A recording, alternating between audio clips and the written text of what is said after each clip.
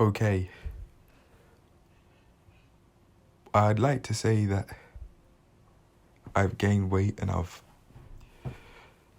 gone further in the direction of building more muscle in terms of my size, my body mass. However, I've lost weight, and you can see that the BMI has gone down as well. You can also see here that my height measurement's also been corrected. It was I thought it was 1.81, but no, it's 1.86. That's my bad. I remember getting 1.81 when measuring my height with some tape, measuring tape, of course. It was like one of those heavy duty ones that you'd see in a toolbox. Now, it's just shown, the figures have just shown that my body fat percent for this week was 15.1. However, my abs are showing more in last week's photo on the left. For those that don't know, just to make it very clear, today's photo is on the right. I don't know if it's very obvious to other people out there, but for me, it looks obvious that my abs are showing less than they were last week. Now this week's voiceover, I was going to just very much scrutinize everything that I could improve on and that I could work on. However, after getting those extra measurements, that 42.4% muscle percentage, and the 15.1% body fat, and the 3 visceral fat, I experienced a heightened level of motivation to not only eat healthier, but to work out more efficiently. After today's plank journey log, I did some, I think they're called downward cable flies to work your lower chest on the cable machine. And I did some incline bench for upper chest. And then I did a whole load of tricep extensions on the cable machine. I planned to train chest and shoulders today, but I didn't think I was going to go through with actually doing it past the L-sit session. However, I did. And I did that because, as I said, I was experiencing a heightened level of motivation. I can't say I really experienced this in the past, but maybe I have, and maybe I just don't remember the times that I have. This is, what I'm trying to say is, I'm now experiencing motivation, but for different reasons. I had the motivation of eating more healthily and wanting to be able to see my abs because I was out of shape, but now I want to get more in shape, and I'm experiencing heightened levels of motivation because my body fat percentage, according to the scale, is 15.1. With that in mind, I'm now starting to think I'm in shape, but let's just get even more in shape. And hence, I'm just seeing where 10% body fat will take me. That'd be the aim. I now know that 15% body fat, I'll start seeing my abs somewhat clearly, at least. And then the lower I go, obviously, the more I'll be able to see my abs. I don't think I've ever measured body fat percentage. I've wanted to in the past, but I didn't know how to. The scale's been there and I've been using it for quite a few weeks now. However, I just didn't know how to. But this week, I finally asked for help. I finally asked how to do it because I didn't know how to do it myself.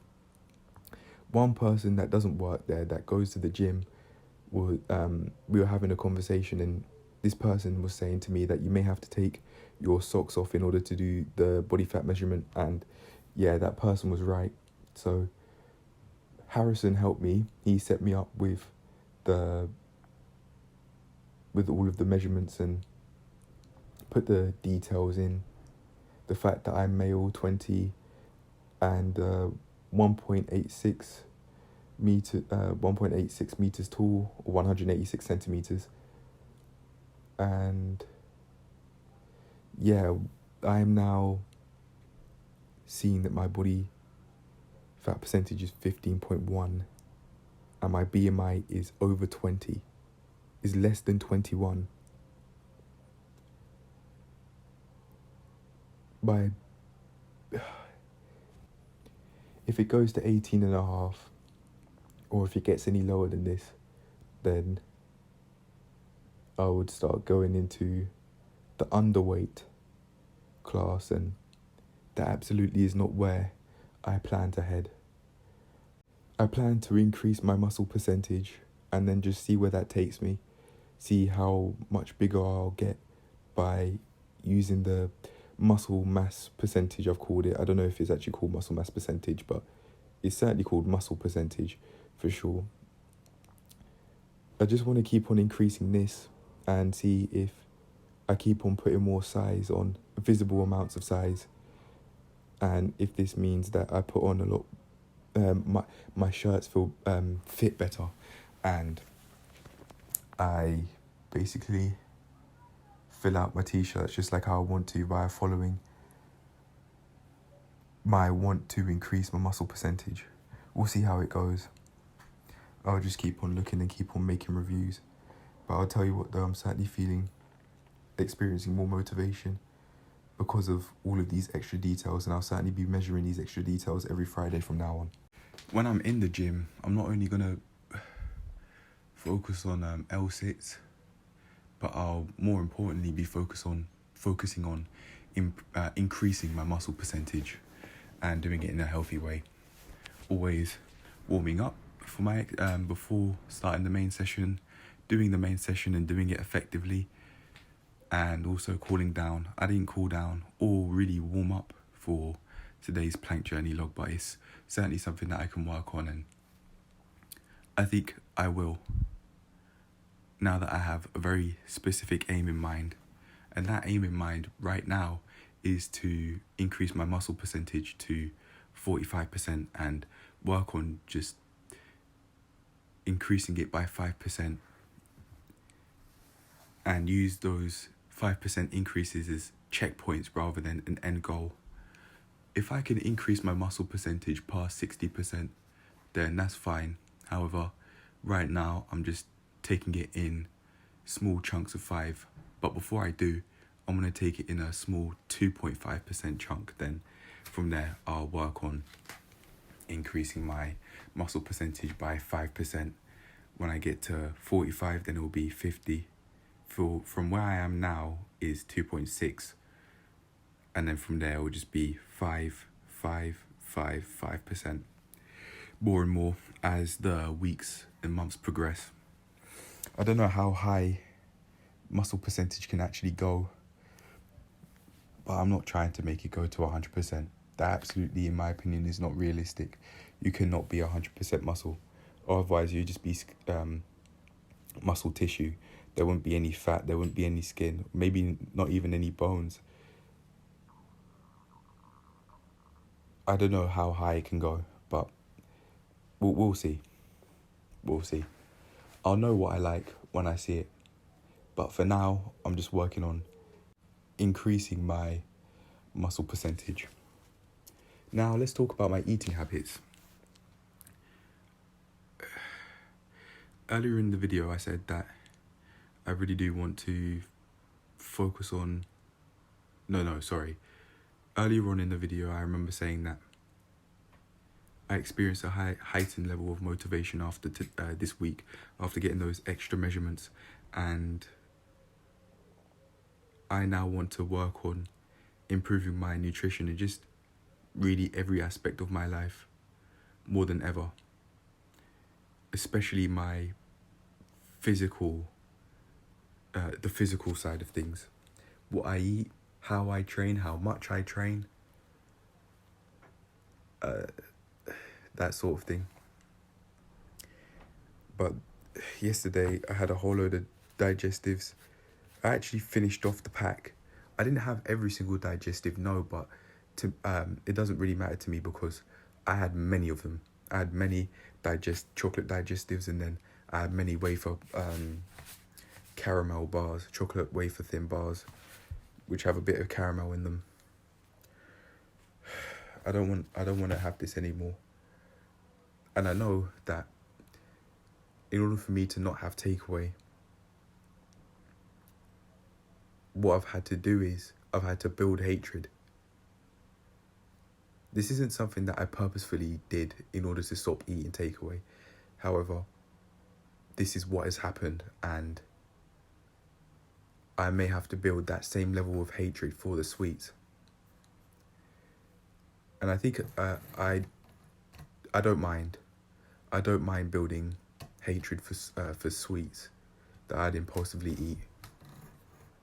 I'm not against snacks, but I am against chocolates and eating them impulsively. If I'm going to have a brownie, for example, or flapjack, something that I've baked, it's going to be on my own accord because I wanted to have it, not because I felt vulnerable. I think that's what I hate more than anything. Vulnerability and acting on weakness, impulsive thoughts. For example, I may have in the past, maybe like a couple of days or so, I had digestives because I was feeling hungry. And I just wanted to have something that would fill me up slightly, so I'd go and cook, if my memory serves me right.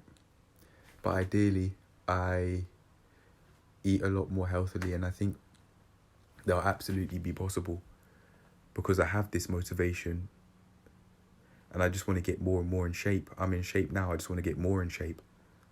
And in order to do that, I've got to eat the healthy meals that I eat, but a lot more consistently. Find healthier snack alternatives, for example, that may help. And also building a hatred for those chocolates and building a hatred for the vulnerability, that will also help me from not going back to those old habits that I don't want to have. I don't want to act on impulsive thoughts. So yeah, it seems like building a hatred towards those sweets is the way. And then I've just got to keep on doing that again and again and again over time and tell myself that I really don't like these sweets. Tell myself what I don't like about them, how they make me feel, for example, all of that. I'll certainly get on to doing that. I think by the end of the year, I would have put on a lot more size, a significant amount of size. By that time, this channel would be a lot more known. I'm not saying that it'd get tens of thousands of views every single video. However, it would be slightly more known than what it is now. We're less than 5,000 total views in over every single video. And I'm now starting to think, wow, I pushed past all of those nights, those countless nights of frustration. And now more and more people are starting to watch. One view doesn't mean one person, however. Generally speaking, many more views means more people. And I can see how many new viewers have come in and how many returning viewers have come in each and every day, because YouTube Studio allows me to do that through analytics. So I can see how many different accounts are watching the channel in that. And I think that would be more representative of how many people are watching rather than the view count. But anyway, the channel's getting more seen. And for those that are coming on board now, welcome. You're an OG. You have seen, if you're watching in the present day, any time from the 29th, anybody that's watched from the time that the channel was made up to the 29th of December 2026, when the channel will be 5 years old, the 29th of December 2026, you are considered OGs. So for the people that are watching past 2026, in 2027 and beyond, welcome aboard. And for those that are watching before that time, welcome aboard as well. I have no idea how much I'm going to be able to achieve, but it's going to be very, very, very big, and this is where it all starts. Humble beginnings. Right now I'm sat on the floor. My sister's mat laid out. I'm in her room with my back on the side of her bed with a pillow between me and the bed, or otherwise my back would hurt. A messy environment because it's being used as storage. There's so many bags that have been stashed in one corner. I mean, I have 2 pairs of shoes, one my sliders, ab wheel, foam roller, my bag, the bins right in front of me by the desk. It's just one massive mess. It's one massive mess. The books are a mess on the floor above my the cat box. It's one big mess. Honestly, it's one big mess. But the future is bright, very, very, very bright. As bright as today's weather. But yeah, I'm on the way to achieving many things. Just like how I said on day 95, I'm on the way to making an outrageous transformation. And when I say that, I mean it. I mean it. Every single day, slowly but surely, we're getting closer and closer. In every aspect of life. In every aspect. Seriously. But for, in terms of going back to this video, I'd like to just eat meals that I cook myself rather than having those sweets, even though they are there. Maybe what I could do is, in order to help myself out, just make it a non-negotiable rule to not go into the 2 cupboards I'm thinking of. Just never open those cupboards. That would solve the issue. Because I haven't been having those cookies from that, I think it's called Victoria, the sweets, I don't know. But I haven't been having those chocolates, and I'd instead be having the digestives and the wafer thin bars as I've been talking about. And in order to not have those, just don't open the cupboard. Yep, I like that solution. Don't open the cupboard and simply just build a hatred for those sorts of sweets, every sort of sweet. If I want to bake, that's more than fine, but I'll bake because I want to bake, not because I'm acting on impulsive thoughts and vulnerability. But anyway, for now, I think that's it. I'm feeling more motivated than ever to have some rice, caramelized onions, and some salmon. The salmon's already defrosted. I've left it out for a few hours, so yeah, that's there, ready to cook. Even though I had a bowl worth of jollof, I just had some small pieces of meat in there, and it was basically plain jollof without the small pieces of beef and some carrots as well. I didn't have any large pieces of meat because they're very fatty. They have a lot of fat in them, so I didn't have them. I don't like how much fat they have in them because they just make the meat taste slimy. So I don't want it. I don't want to eat very slimy meat. But the smaller chunks, they aren't as slimy. But from now on, yeah, I'm going to have to be cooking my meals a lot more. I don't mind having what I call a cheat meals or anything like that, but I just don't want to have those sorts of meals consistently, basically every single day. Not that I do that, but I mean very often, due to acting on vulnerability, feeling hungry, vulnerability that feeling hungry gives or causes. But anyway, I think that's it for the video. I hope you enjoyed and learned something valuable, and I'll see you in the next one. Peace. I think if there's anything I've learned now, is that your sources of motivation, or at least mine, as you go along the journey, they may change over time. I'm no longer on this body transformation journey because I want to see my abs. I've already done that. I'm now on the journey because I'm not only in shape, but I want to further get in shape. I want to perform many moves with my body that I've never been able to do before, and I just want to grow as a person, really. just keep on growing along this journey. And as I do that, my reasons for doing what I do, they're going to change. And that's what I've experienced today. But yeah, I hope you enjoyed and learned something valuable. I'll see you in the next one. Peace.